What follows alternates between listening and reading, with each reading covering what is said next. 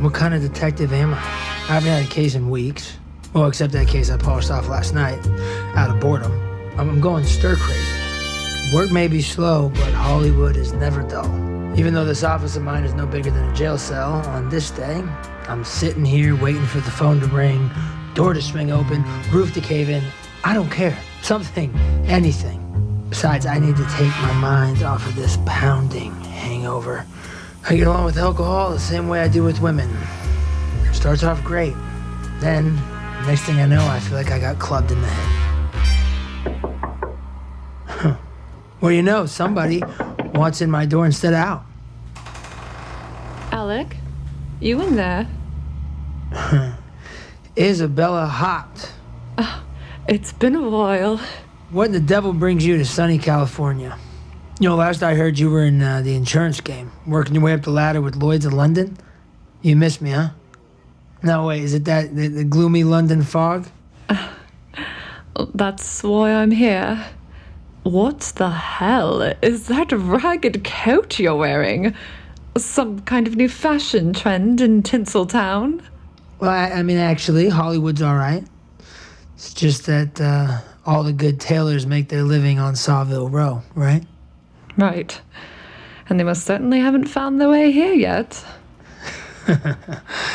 You never do miss the details, do you, Isabella? I'll give you that. The holes in this coat are just a little reminder of how important it is to live one day at a time. It's great to see you. And what's it been, 3 years since I helped you and old Uncle Lloyd out? My uncle. Cute. With what? That stolen jewelry. Oh, I know. You're here to ask me out to dinner, aren't you? You're right. It has been 3 years. Lloyd's footing the bill. Might be a dinner in it for you and I later. Great. And now have a seat. Give me an earful.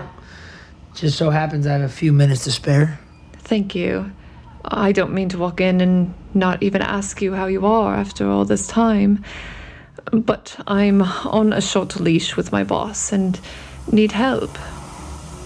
What do you know about wine, Alec? Not much. I can spell it. But if I'm drinking, scotch is my poison. Well, the English take their wine very seriously, and the Lloyds take their money very seriously. A prominent collector here in Hollywood insured his well-stocked cellar with the Lloyds, and there's been a robbery.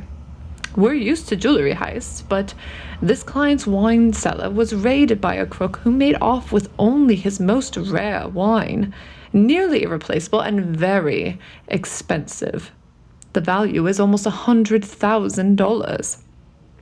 Because the thief only took the best and left the rest, the client didn't even notice at first.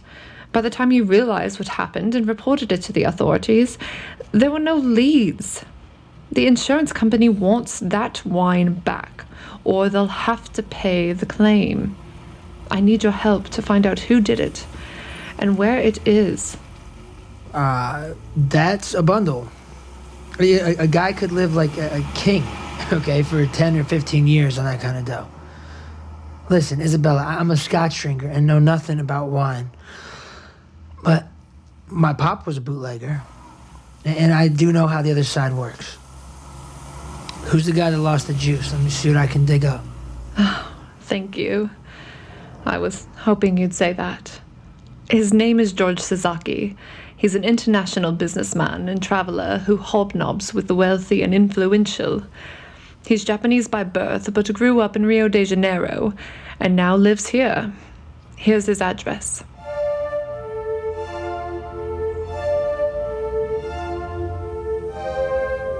Isabella handed me an expensive perfumed piece of stationery with name and address on it. I showed her out of the office. Pretty sure she caught me smelling it a moment too long when she glanced back. I jumped in my car.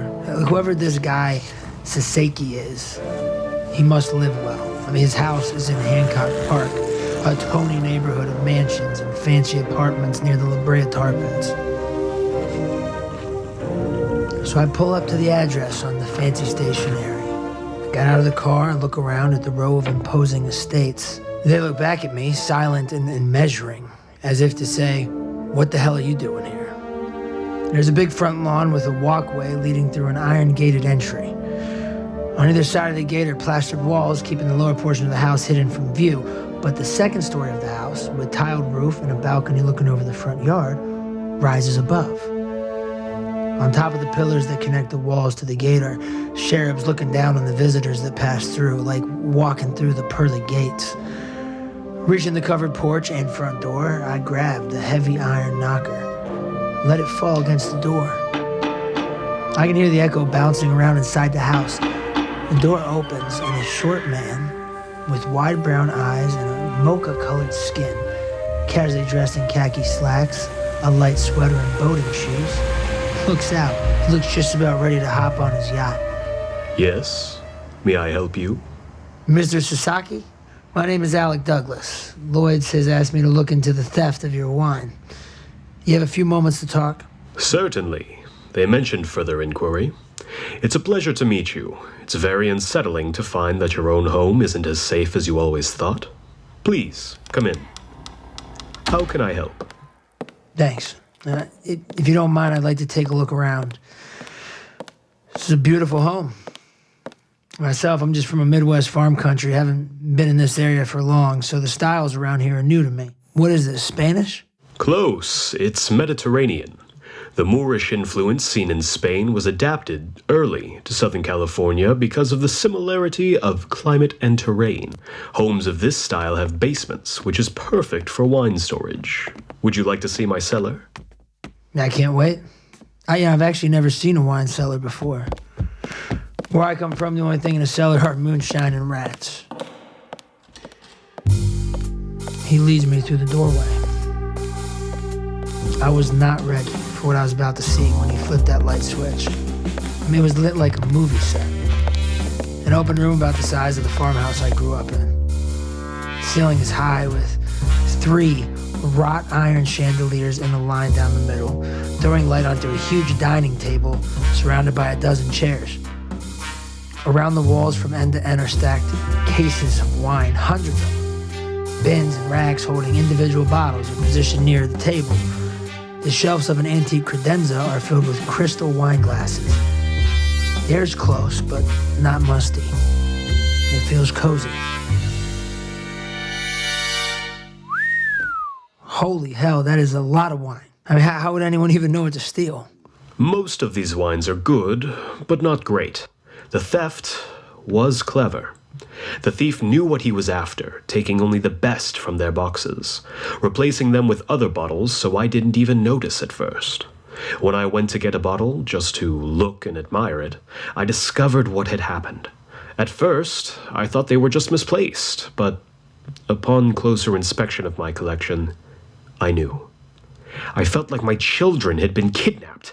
How could this happen?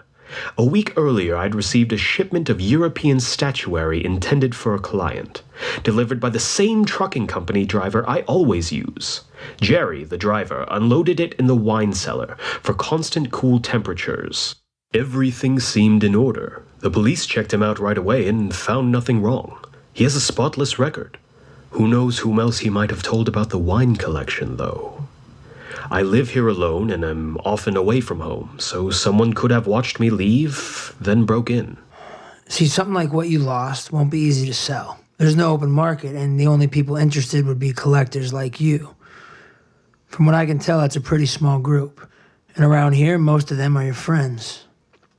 This is a tough one to figure. Whoever did it knew what they were looking for. That means an insider. But what in the hell do they plan to do with it? I hope you can find out for me, Mr. Douglas. Why don't you come as my guest to a wine tasting tomorrow evening? Maybe find a new jacket. Thank you, Mr. Sesaki. Sesaki was as good as his word. Next night I met him at the home of a friend of his. You know, in Los Angeles, everything looks like it came from somewhere else. Walking up to the front door of this place made me feel like I was in Rome. There were columns holding up a portico that spanned the entire front of the house, and a fountain off to the left with a mermaid spouting water into a tiled pond. There were 2 statues standing side by side at the edge of the pond, looking into the water with their dead eyes as if into a crystal ball. Like everything else in Hollywood, it seemed to belong, even if it didn't fit. For this opportunity to hobnob with the elite, I left my bullet hole coat at the apartment and put on my one and only tie and black coat. The Army taught me how to shine my shoes, so I was looking pretty good, if I do say so myself. I knocked on one of those tall double doors, greeted by a friendly woman in an elegant dress. I assumed her to be the owner.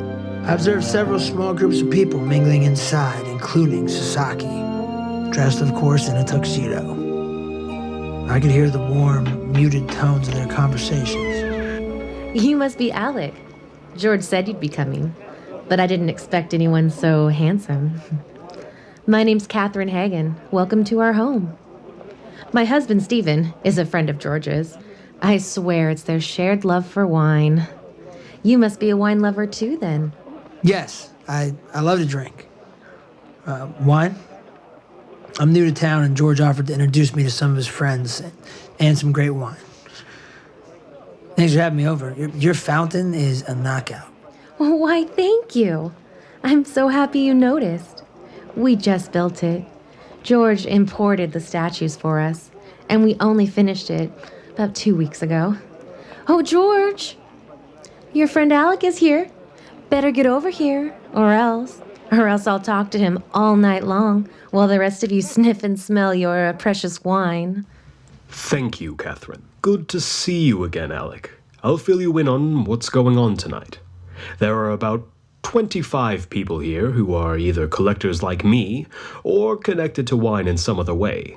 A couple are restaurant owners, one is a Canadian importer, a few others are just nice people who love wine and don't get much opportunity to taste the better ones. No one here knows about the theft. I've kept a lid on my loss so far, so I can't very well introduce you as a detective. Tonight, you'll be a friend from the Midwest, getting settled in Los Angeles and anxious to meet some new faces. I'll show you around, then let you wander on your own. I'm sure you'll meet some very interesting people. Yes, speaking of interesting people, who's that brunette? She's a dish. That's Eileen Mack. She was a first-class wine merchant before Prohibition knocked the legs out from under her business.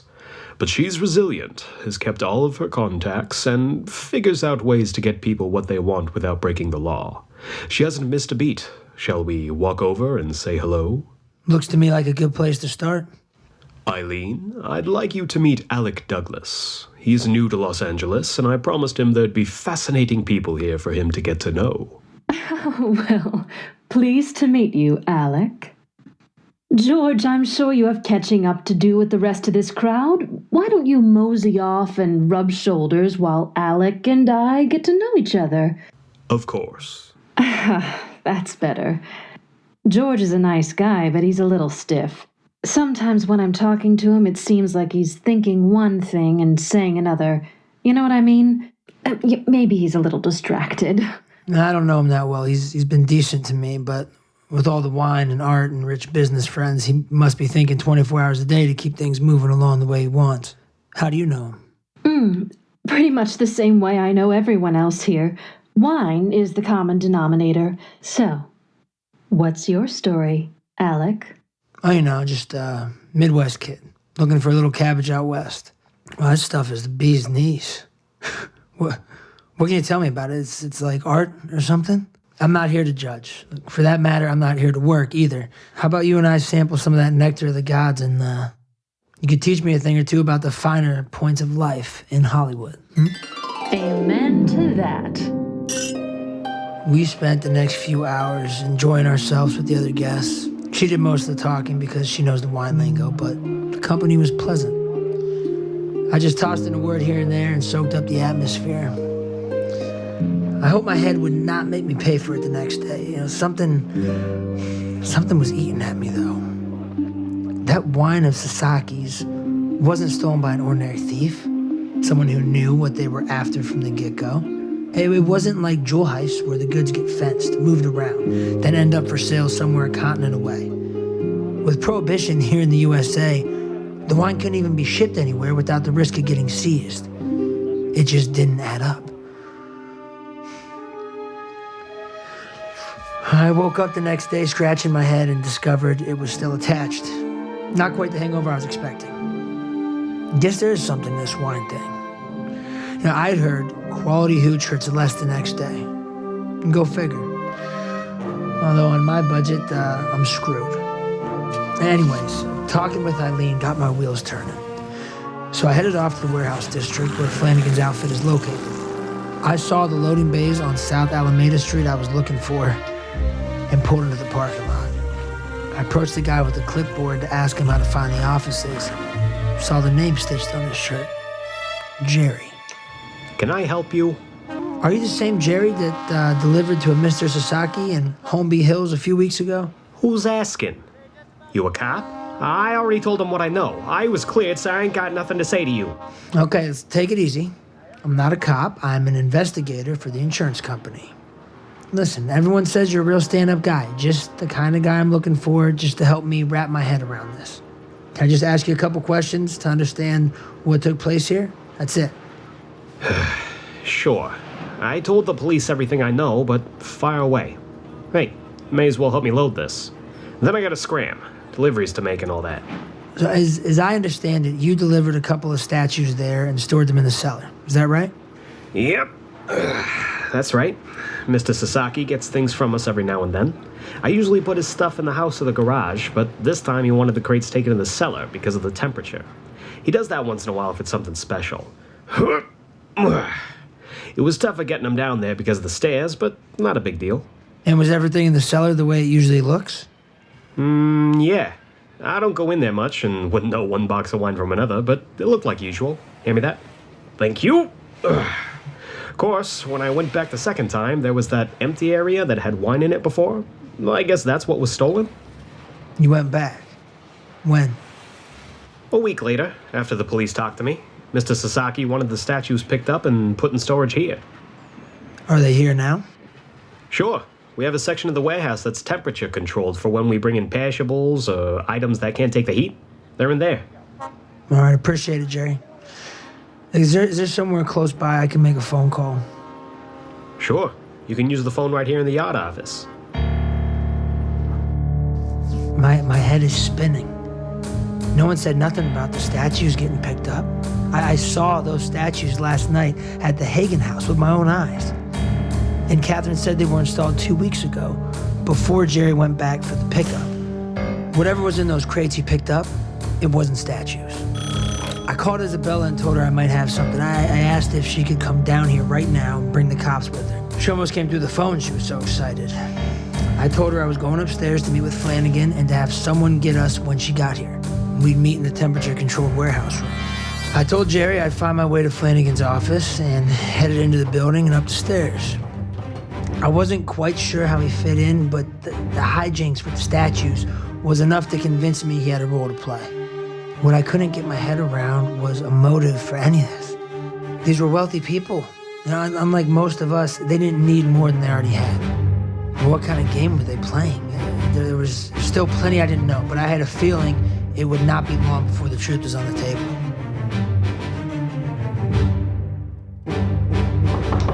Mr. Flanagan? It's me, Alec Douglas, from last night at the wine tasting. Mind if I come in? Alec, please call me Miles. What a surprise. Grab a chair. What brings you to this part of town? Thank you. George told me a lot about you and your business. I'm new to town, trying to figure out what I want to do with myself, so I thought if it wasn't a big interruption to your busy day, I'd pay a visit, see what it is you really do. Is this a good time? As good as any. Happy to help out a friend of George, though. How did you two come to meet? Well, that's just it. A friend of mine works for a big insurance company, and she introduced me to him. I'm not sure if you know, but between you and me, George has a pretty large theft of wine from his cellar. I was asked to help investigate as a favor. Oh, I don't know anything about that. What a tragedy for someone like George, though. He does love his wine, that's for sure. Oh, so do I, but my collection is nothing like his. So, how can I help?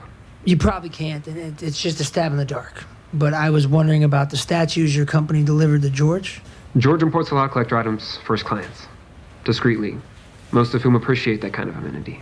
My company handles the shipping and delivery.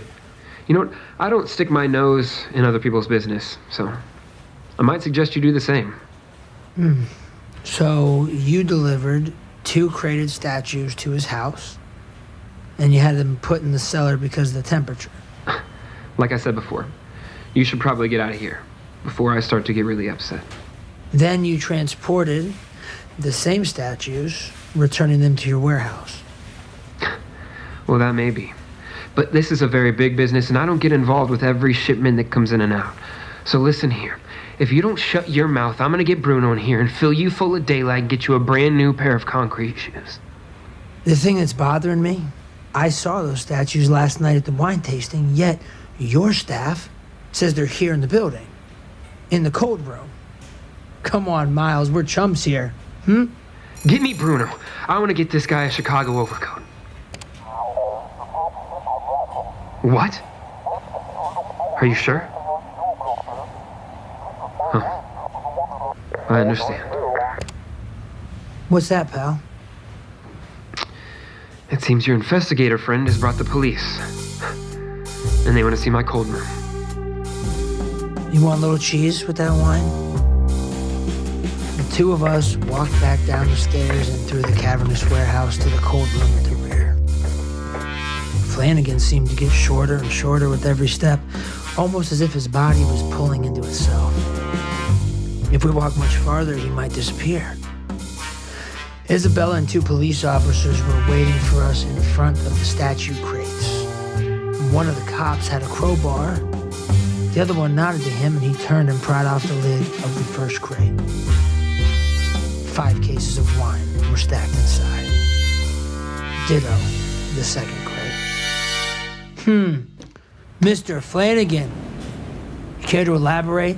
Look, it was all George's idea. I mean, his business has been sliding for years, and in Hollywood, everything has to be new, has to be modern. People don't want the old stuff anymore. I mean, it's been difficult for him to keep up, and he's just been slipping further and further behind on payments to me. And he knows I have a bit of a nose for wine, I guess you could say. Look, I know it's pompous of me, but a truck driver, a glorified truck driver in Hollywood, that's a nobody. But a rare wine collector is the talk of the town, all right? He figured out a way for both of us to benefit off of his problem. He sold the wine to me at 1/4 of the value, okay? In forgiveness of his debts, we just packaged the wine in the statue crates and we sent it here to my cellar, where it'd be the crown jewel of a collection that would be the envy of collectors around the world. Then he makes the insurance claim. When he gets paid, he's back on his feet. Time for a new business, a new plan. Look, for both of us, it was too good to pass up.